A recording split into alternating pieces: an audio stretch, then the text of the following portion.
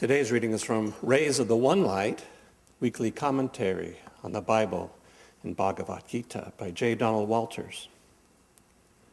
How should we meet our tests? Truth is one and eternal. Realize oneness with it in your deathless self within.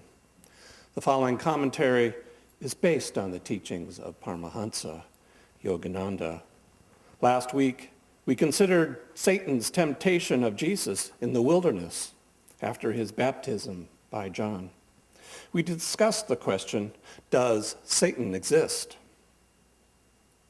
All of us experience temptation of one kind or another in our lives.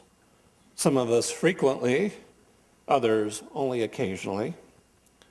Whether temptation comes to us from our own subconscious or from outside ourselves is secondary to the fact that it does come and that we must deal with it. More important, then, is the question, how do we deal with it? In fact, how to deal with tests of any kind. Martin Luther flung an ink pot at the devil who had appeared to test him. A dark stain on the wall of Luther's cell is pointed out to tourists in support of this theory. Unfortunately, our trials are not so summarily dismissed. A fellow monk once said to Swami Kriyananda, speaking of Satan, "If only I could get my hands on him." Jesus, during his temptation in the wilderness, overcame them and thereby set an example for all time by clinging the more determinedly to God. As Paramahansa Yogananda used to say, darkness cannot be driven out of a room with a stick. Once you turn on the light, however, the darkness will vanish as though it had never been. Jesus manifested this principle. The Bible tells us, therefore, that at last the devil leaveth him, and behold, angels came and ministered unto him. In the Bhagavad Gita, the point is clarified further by the added explanation that there are three qualities in human nature: sattvic, or spiritually elevating; rajasic, or ego activating; and tamasic, or spiritually darkening. It is this triune aspect of human nature that the third chapter refers to with the words, as fire is hidden by smoke, as a mirror is dulled by rust, as an embryo is enclosed in the womb, so is the indwelling self enveloped by desire. Yogananda explained that each of these examples describes one of the qualities or gunas. Sattva guna, that which elevates our consciousness, can be freed from any identity with ego by a little puff of meditation and right affirmation. Rajaguna, which embroils the ego in restless activity, can be worked off with a little more and a little longer effort. Tamoguna, embracing as it does such mental states as laziness and stupidity, can only be outgrown in time, since it inhibits even the desire for self-improvement. The example Jesus gave us was intended more for those whom sattva guna is predominant. But if you yourself find elements in your consciousness that resist even the effort to cling to God in prayer and meditation, don't despair. Patience, as it has been well said, is the fastest path to God. As long as your efforts take you steadfastly in the right direction, you will come out right in time.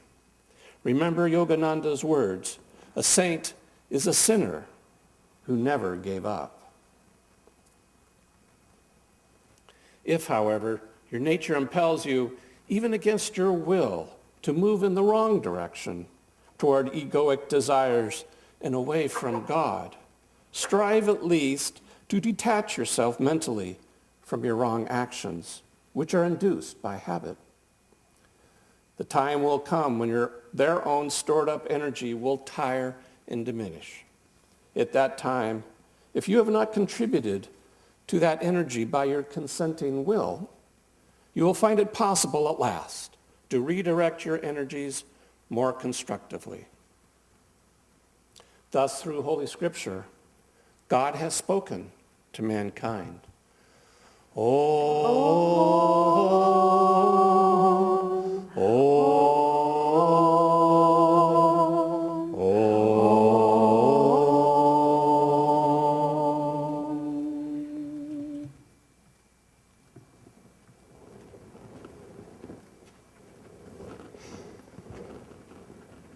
Good morning. Welcome to everyone here and everyone online. I see we have some old friends visiting us today. Welcome. Today's topic is a wonderful one about meeting our tests and how we can do that. When Swami Kriyananda, who was Ananda's founder, was living with Yogananda in the Los Angeles area, when Swami was a young man and in the latter years of Yogananda's life, Yogananda would sometimes take him and sometimes other of the monks especially out to a desert retreat that he had at 29 Palms. And one time he was out there with Swami and another monk or two, and Yogananda had the idea of having them build and dig a swimming pool. And they were digging in the morning, and it was nice weather, sunny and warm, and it was hot work, and they shoveled out a hole and made these piles of sand. And then at lunchtime, when they were expecting to take a break and have a little food, Yogananda came out, looked approvingly at what they'd done, but he said, "Look at these piles of sand that you've created over here. They don't look very good. Maybe I wonder if we couldn't just sort of level them off a bit. Why don't you get a 2x4 and each hold one end and move the 2x4 back and forth and pull on the sand and see if you can level off one of these mounds."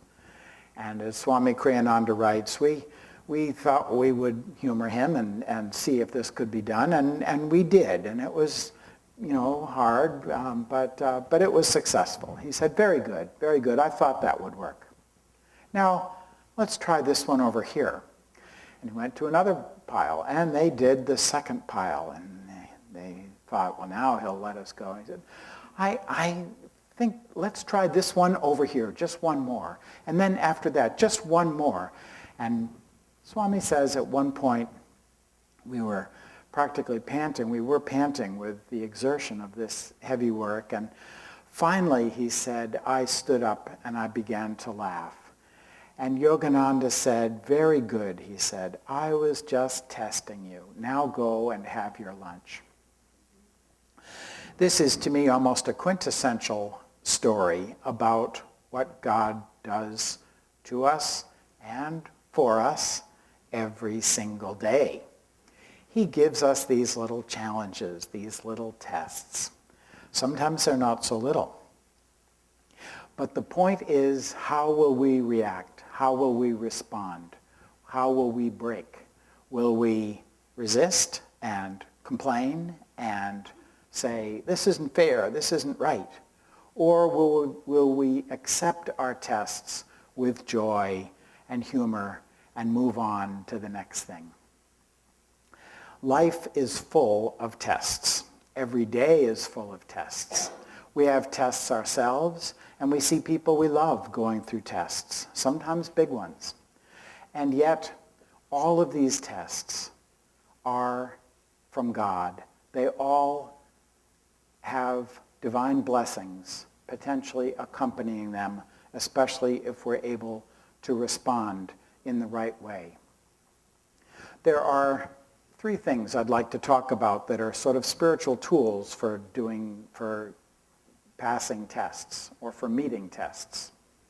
One is calmness, One is courage and one is faith.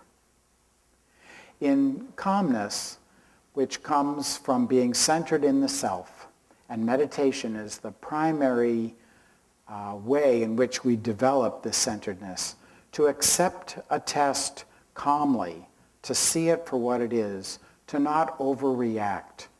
Many things happen to us, some big things, some small things.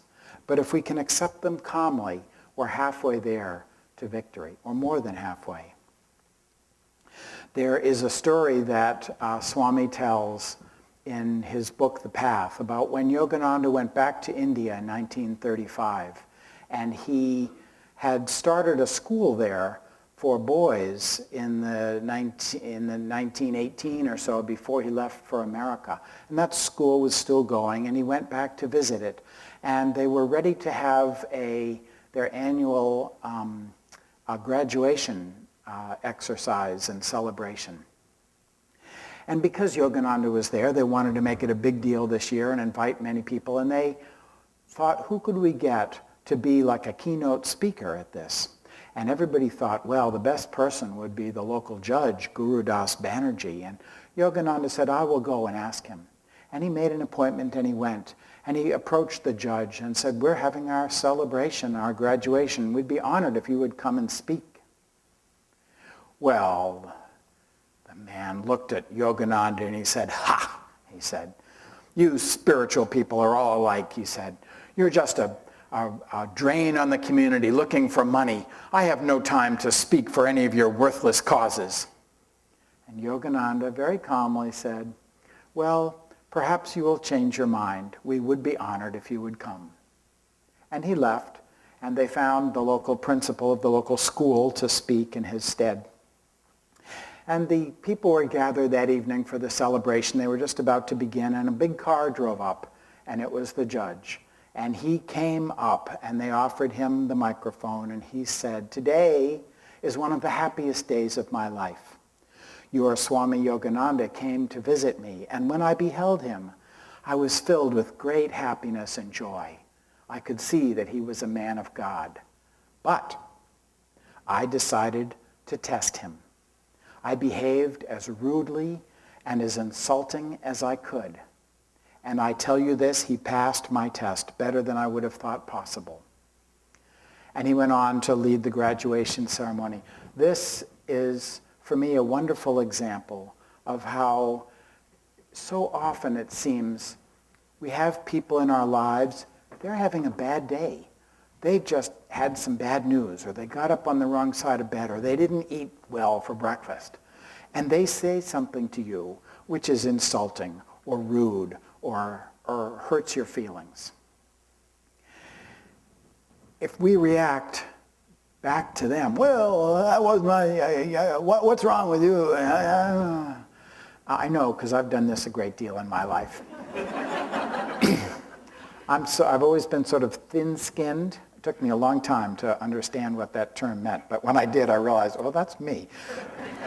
I get my feelings hurt when people speak ill or with an edge to their voice, and I take it personally, and I fight back. But I'm gradually learning to be calm, to just be centered, to accept, okay, that person's, it's not my problem.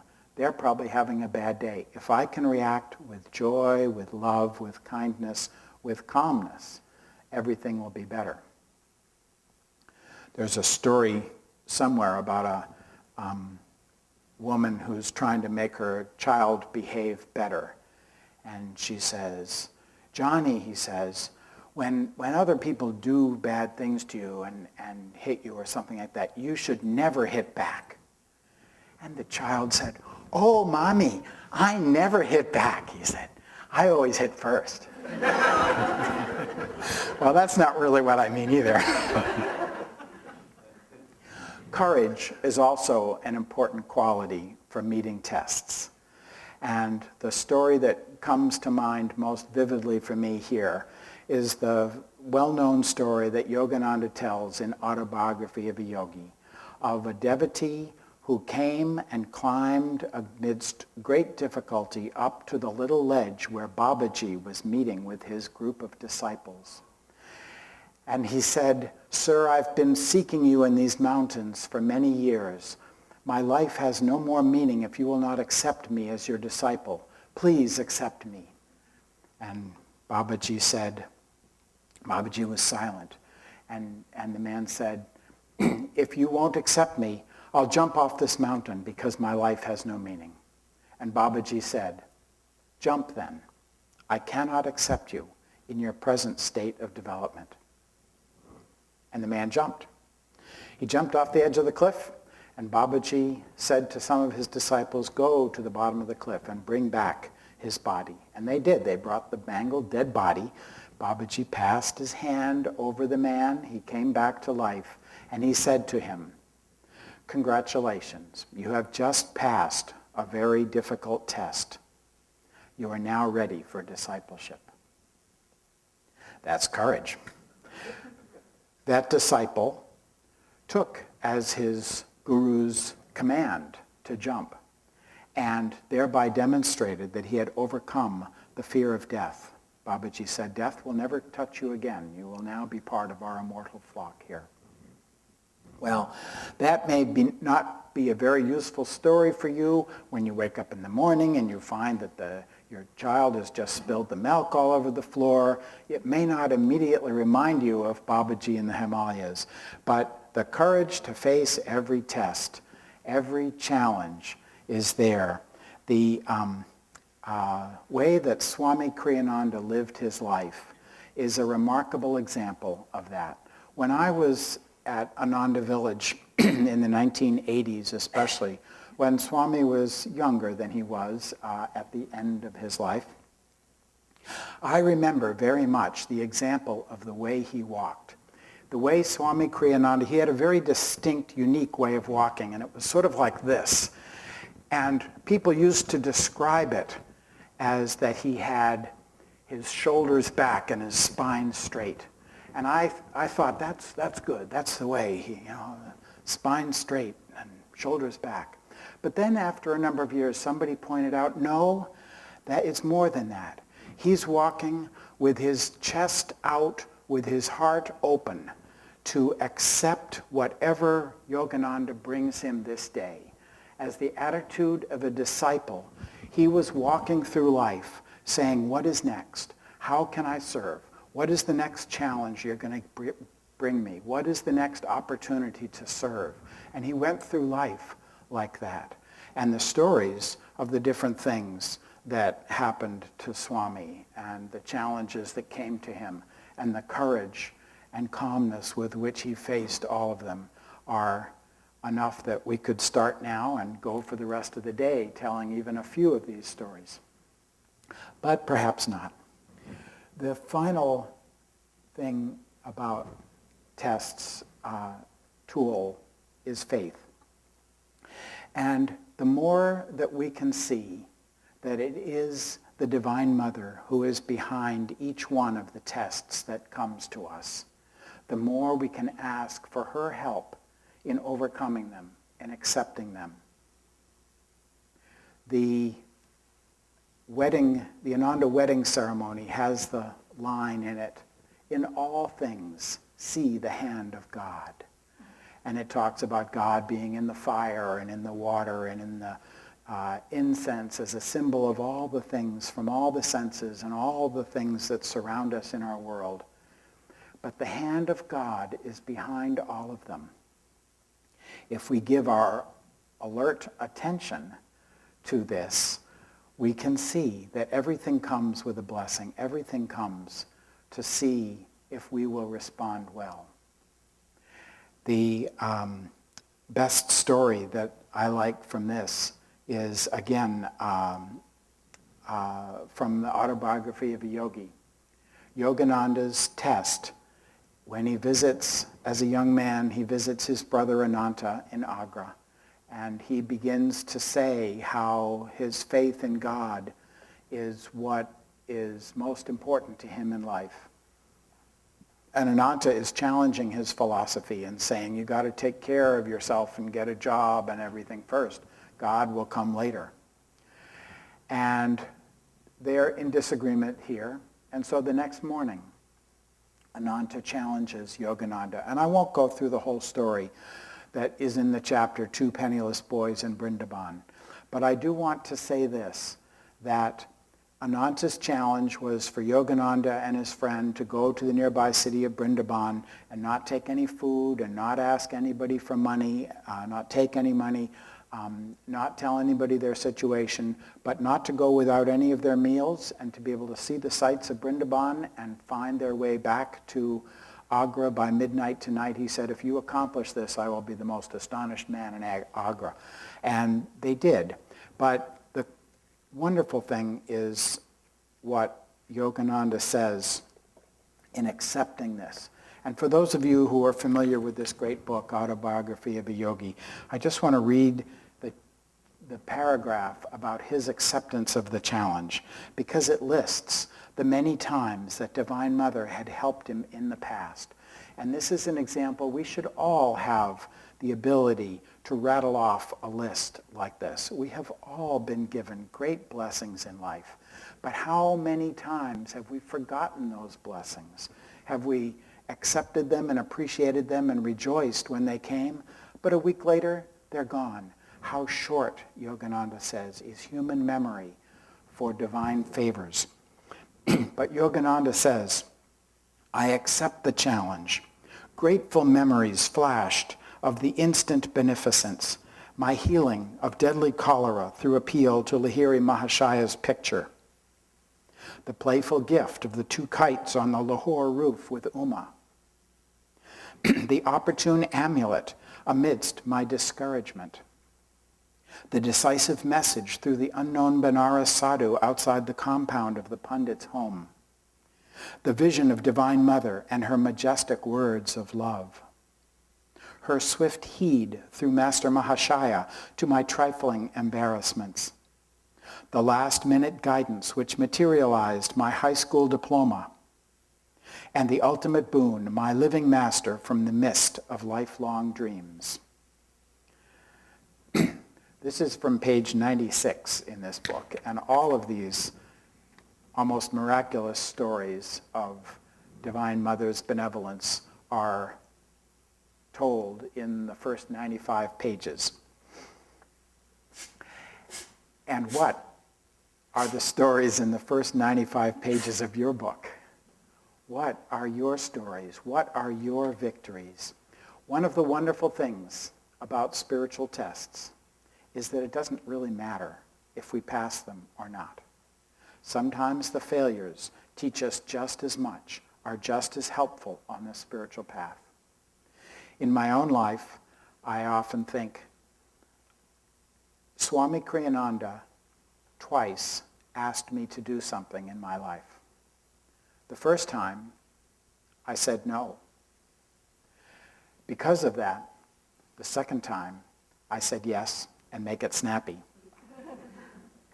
The first time was when I was very new at Ananda Village, back around the winter of 1980. And I had been doing some stargazing trips out into the fields, helping people to see the constellations, which I knew a fair amount about.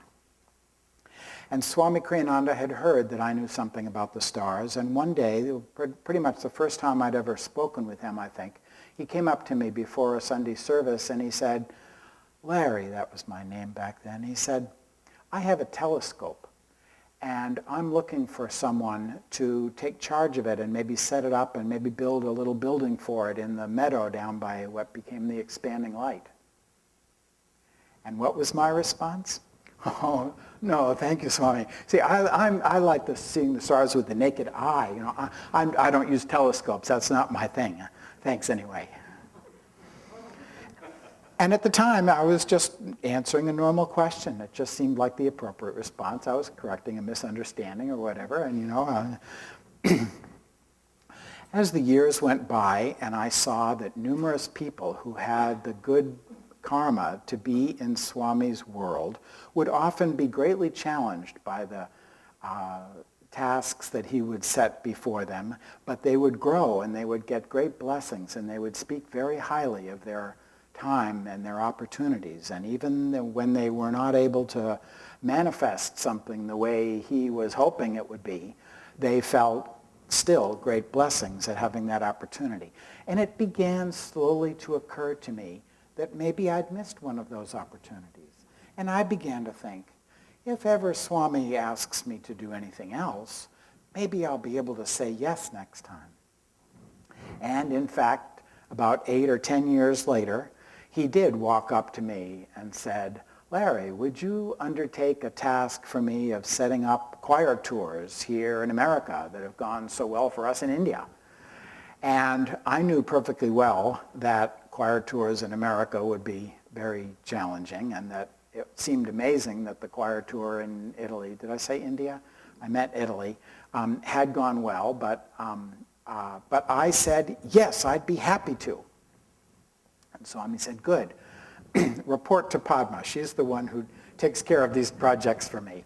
And over the course of the next several months, I only had one relatively brief contact with Swami, and Padma directed my efforts into a related but very different challenge of showing the oratorio slideshow in Catholic churches, and it was a challenging time for me. I was sort of out of my depths, but I had said yes, and I went forward, and Padma was a big help. And at the end of that time, I ended up being back in, well, it's a long story. I felt that Prem Shanti and I got together as a result of that whole experience for me. I had been living in Palo Alto when he asked me, and I came back to the village, and we ended up living in the same group house together. And I felt that the relationship with her was a direct result of saying yes. It had really nothing to do with choir tours. There was a little choir tour. I wasn't even on it. I was up here in Seattle, of all places, showing oratorios, slideshows in Catholic churches. But so often, Swami would do that for people. He would see that their growth would be helped if they had a certain challenge, and he would offer them that challenge, and they would have the opportunity to say yes or to say no. And many people had different experiences working for Swami that way. Many of them were great challenges, but everybody felt the blessing. I have always been grateful for that opportunity and for all the people that I know who have told stories about their blessings of working with Swami. The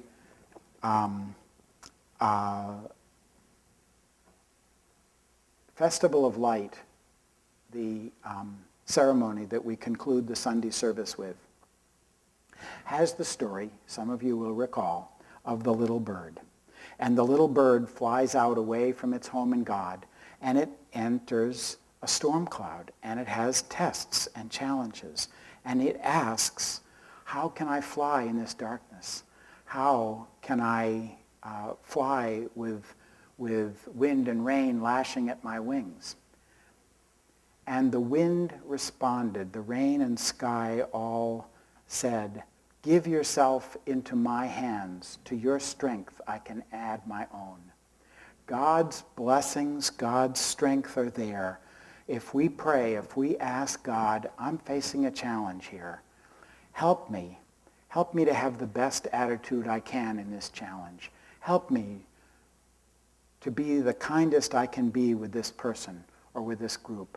Help me to overcome my difficulty. Or help me to accept this health challenge that you've given me, or this relationship challenge, or help me to understand and accept that my friend here is going through a hard time and there doesn't seem to be anything I can do to help. The more we can ask God, give yourself into my hand, cried the wind. To your strength I can then add my own. God's blessings can flow through us. His joy can flow through us. The more that we can rise up over these tests, eventually it becomes effortlessly liberating. Eventually, at the end of our long journey of self-realization, we can become like Swami Kriyananda, who toward the end of his life, a life of tremendous challenges and hardships and overcoming again and again in seemingly miraculous ways, he began to speak more and more of the bliss that he was feeling. And he would stop in a talk that he would be giving and said, I just feel so much bliss, so much joy. This is the fruit of a life lived for God, of overcoming. Joy to you.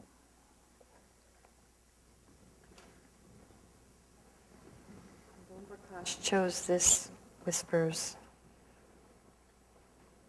Lead my body chariot on the right path, inspired by a Hindu scripture. Teach me, Lord, to conquer myself by myself.